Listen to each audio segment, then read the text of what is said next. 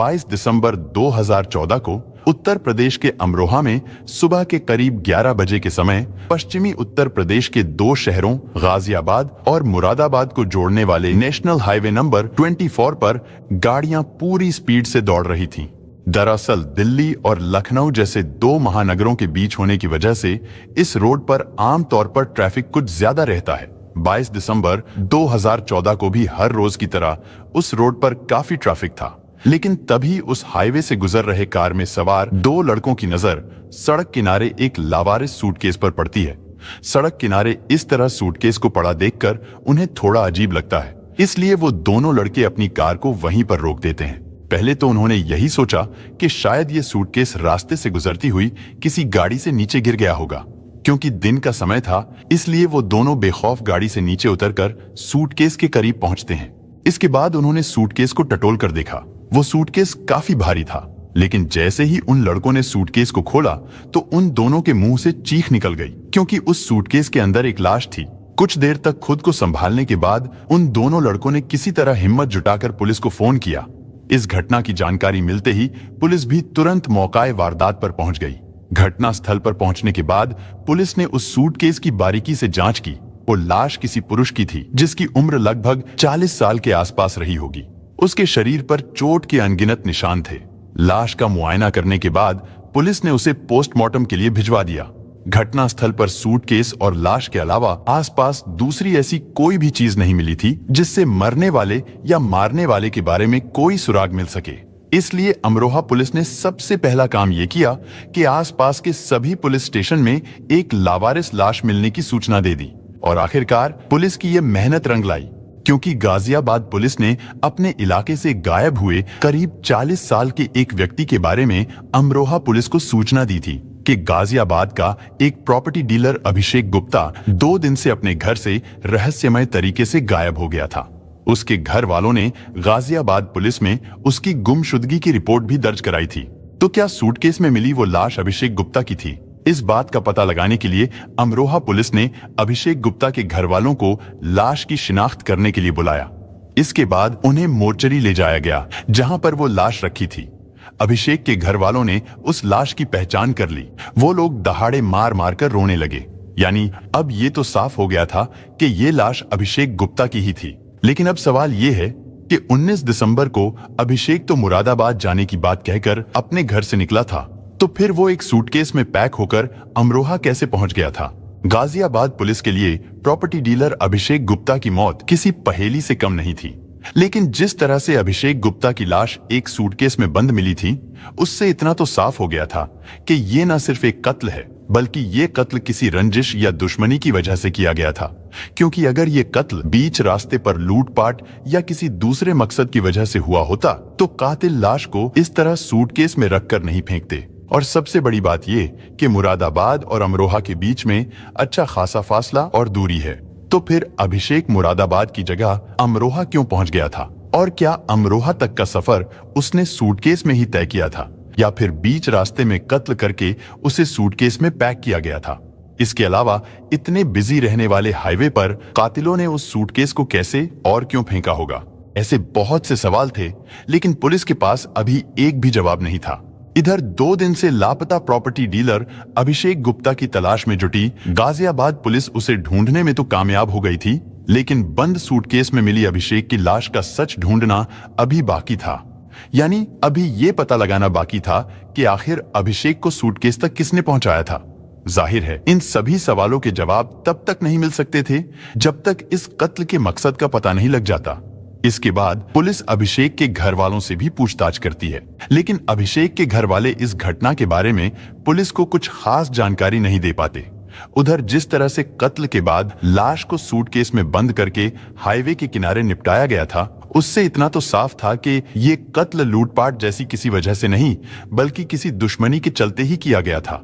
यानी कातिल जो भी था वो अभिषेक का दुश्मन था।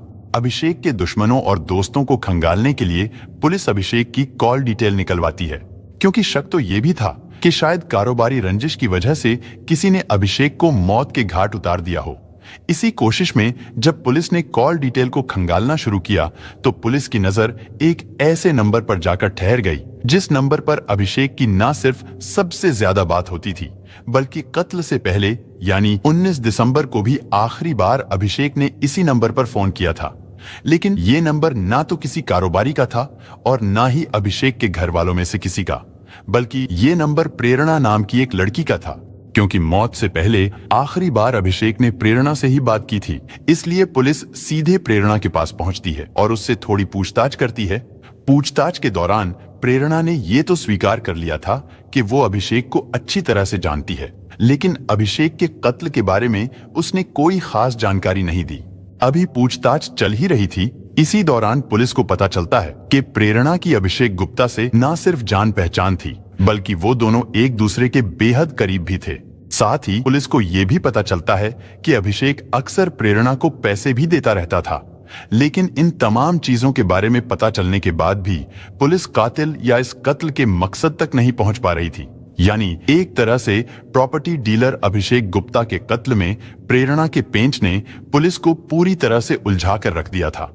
क्योंकि जहां एक तरफ प्रेरणा इस कत्ल से खुद को पूरी तरह से अनजान बता रही थी, तो वहीं दूसरी तरफ सभी सुराग इस बात का इशारा कर रहे थे कि अभिषेक गुप्ता के कत्ल में प्रेरणा का कुछ ना कुछ हाथ जरूर है, जिसकी वजह से पुलिस की नजर अब भी प्रेरणा पर ही थी। इसी बीच अचानक पुलिस को एक ऐसी बात पता चली जिसने इस पूरे केस को एक नया मोड़ दे दिया।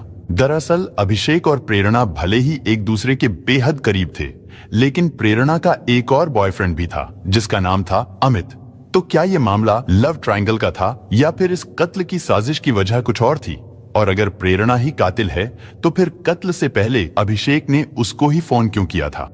अभिषेक के मोबाइल फोन की कॉल डिटेल्स हो, चाहे घर वालों के बयान हो या फिर उसके कारोबारी दोस्तों की गवाही, पुलिस को कहीं से भी किसी दुश्मनी या रंजिश के सबूत नहीं मिले थे। यानी इस कत्ल की वजह कुछ और थी। लेकिन फिर भी न जाने क्यों पुलिस को लग रहा था कि कातिल अभिषेक का कोई अपना ही है। इधर सारी जांच पड़ताल करने के बाद पुलिस के सामने अब केवल 2 ही किरदार थे। तो क्या इस कत्ल के पीछे उन्हीं दोनों किरदारों का हाथ था?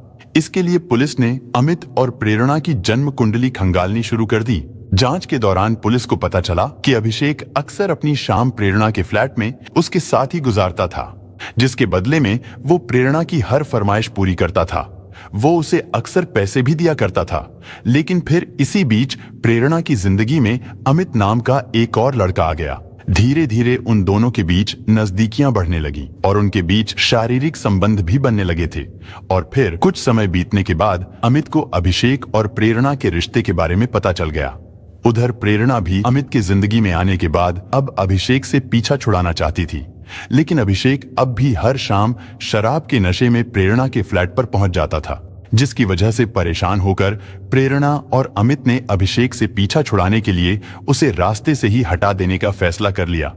इसके बाद 19 दिसंबर को गाजियाबाद के वसुंधरा इलाके में रात करीब 8 बजे के समय अभिषेक अक्सर होने वाली मुलाकातों की तरह ही उस दिन भी प्रेरणा से मिलने के लिए उसके फ्लैट पर आने वाला था। और वो दिन अभिषेक की जिंदगी का आखिरी दिन था, क्योंकि उस दिन अमित और प्रेरणा ने पहले ही प्लान बना रखा था कि अगर आज अभिषेक उसके फ्लैट पर आया तो ये उसकी जिंदगी का आखिरी दिन होगा। जहां प्रेरणा और उसका बॉयफ्रेंड अमित उस दिन प्रॉपर्टी डीलर अभिषेक गुप्ता को अपने रास्ते से हटाने की पूरी प्लानिंग कर चुके थे, वहीं दूसरी ओर अभिषेक अपने आने वाले समय से पूरी तरह से बेखबर था। और फिर अंत में वही हुआ जिसका डर था, यानी शाम होते ही शराब के नशे में धुत अभिषेक प्रेरणा के फ्लैट पर जा पहुंचा। अभिषेक के फ्लैट में घुसते ही पहले से घात लगाए बैठे अमित ने उसके सिर पर एक जोरदार वार किया। अचानक हुए इस हमले से अभिषेक घबरा गया और वो लड़खड़ाकर फर्श पर गिर पड़ा। इसके बाद अमित और प्रेरणा ने मिलकर अभिषेक पर ताबड़तोड़ कई हमले किए, जिसकी वजह से अभिषेक की मौके पर ही मौत हो गई, क्योंकि वो दोनों तो पहले ही अभिषेक को ठिकाने लगाने की पूरी तैयारी कर चुके थे। इसलिए बिना समय गवाए पहले तो उन्होंने अभिषेक की लाश को एक सूटकेस में भरा और फिर उसे ठिकाने लगाने के लिए रात के अंधेरे में घर से बाहर निकल पड़े। लेकिन अब सवाल आता है कि जब अभिषेक खुद ही प्रेरणा के फ्लैट पर गया था तो फिर उसने मरने से पहले आखिरी कॉल प्रेरणा को ही क्यों किया था? और जब अभिषेक प्रेरणा की सारी जरूरतों को पूरी करता था, तो फिर प्रेरणा उसका कत्ल करने के लिए कैसे और क्यों तैयार हो गई थी? अभिषेक की लाश को फ्लैट से हाईवे तक सूटकेस में लेकर जाने की कहानी के साथ साथ पुलिस अब इन सवालों के जवाब भी जानना चाहती थी। दरअसल प्रॉपर्टी डीलर अभिषेक को मौत के घाट उतारने के बाद अमित और उसकी गर्लफ्रेंड ने पहले तो लाश को सूटकेस समेत गाड़ी में रखा और फिर शहर से करीब 90 किलोमीटर दूर अमरोहा में नेशनल हाईवे पर फेंक आए। उन्होंने सोचा था कि उनके वापस चले जाने के साथ ही अभिषेक की मौत का ये राज एक राज ही बनकर रह जाएगा। लेकिन अभिषेक की तलाश में जुटी पुलिस आखिरकार तफ्तीश करते करते उसके कातिलों यानी प्रेरणा और अमित तक पहुंच गई थी। लेकिन अभी भी एक सवाल हर किसी को परेशान कर रहा था कि अगर अब तक अभिषेक और प्रेरणा के बीच सब कुछ प्रेरणा की सहमति से ही हो रहा था, तो फिर अचानक उसने अभिषेक के कत्ल में अमित का साथ क्यों दिया था? उसने सब कुछ जानते हुए भी उस व्यक्ति की जान क्यों ले ली जो रुपए पैसों से लगातार उसकी मदद करता रहता था? जब पुलिस ने प्रेरणा से इस बारे में पूछताछ की, तो पुलिस को इस सवाल का भी जवाब मिल गया। दरअसल अपने बॉयफ्रेंड अमित के मना करने पर प्रेरणा अभिषेक की जिंदगी से दूर जाना चाहती थी। दूसरे लफ्जों में कहे तो अब प्रेरणा अभिषेक से पीछा छुड़ाना चाहती थी। अब वो अमित के साथ ही खुश थी, लेकिन अभिषेक उसका पीछा छोड़ने को तैयार नहीं था, क्योंकि वो रुपए पैसे से प्रेरणा की मदद करता था, तो इसलिए उसके साथ अपने रिश्तों को वो अपना हक समझने लगा था। और रही बात लापता होने से पहले अभिषेक ने आखिरी कॉल प्रेरणा को ही क्यों किया था, इस पर प्रेरणा ने पुलिस को बताया कि फ्लैट में आने से पहले अभिषेक कंफर्म करना चाहता था कि प्रेरणा अपने फ्लैट पर है या नहीं। पुलिस के मुताबिक अभिषेक और प्रेरणा के रिश्ते इतने गुप्त थे कि अगर कॉल डिटेल्स ना होती तो शायद पुलिस के लिए प्रेरणा तक पहुंचना बहुत मुश्किल हो जाता। हालांकि दुनिया में न जाने कितने ऐसे किस्से हैं जब बेमेल रिश्ते गुनाह की वजह साबित हुए हैं। ठीक इसी तरह ही प्रेरणा और अभिषेक गुप्ता भी लगातार एक ऐसे बेमेल रिश्ते को जी रहे थे जिसका अंजाम आखिरकार बहुत ही भयानक साबित हुआ। इसके बाद पुलिस ने उन दोनों के दिए गए बयान और सबूतों के आधार पर चार्जशीट तैयार करके उन दोनों को कोर्ट में पेश किया गया, जहां से उन्हें जेल भेज दिया गया। दोस्तों, इस घटना को सुनाने का उद्देश्य किसी का दिल दुखाना नहीं है, किसी को परेशान करना नहीं, बल्कि आपको जागरूक करना है, आपको सचेत करना है। दोस्तों, इस पूरी घटना के बारे में आपकी क्या राय है? कमेंट बॉक्स में जरूर बताएं। और अगर हमारी मेहनत पसंद आई हो तो इस वीडियो को लाइक करते हुए शेयर भी करें। अगर आपने अब तक चैनल को सब्सक्राइब नहीं किया है तो हमारे चैनल को सब्सक्राइब कर लीजिए। धन्यवाद।